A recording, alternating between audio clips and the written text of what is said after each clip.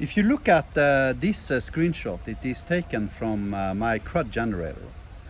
If I click the button in the bottom right corner, I can in 2-3 seconds create 4,580 files of code.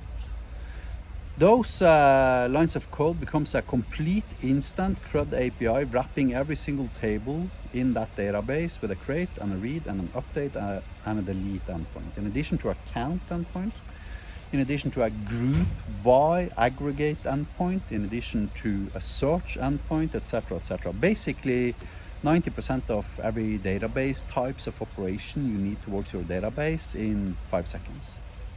That arguably makes Magic become, you might say, Supabase for SQL Server, or Supabase for MySQL, or Hasura for MySQL, etc., etc.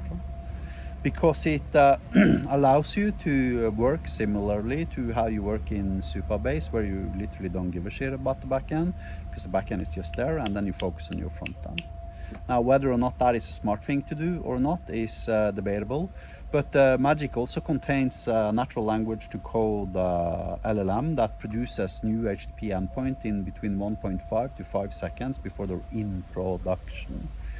I need to emphasize that. No edge functions, no TypeScript, no JSON, no JavaScript, just nothing, just plain old natural language. You can see here an example of an HTTP endpoint I created.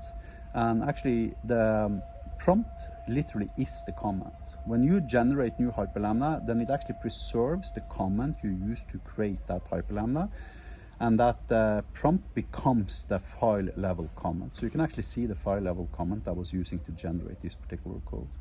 This allows you to use Magic as Supabase for SQL Server or MySQL if you wish.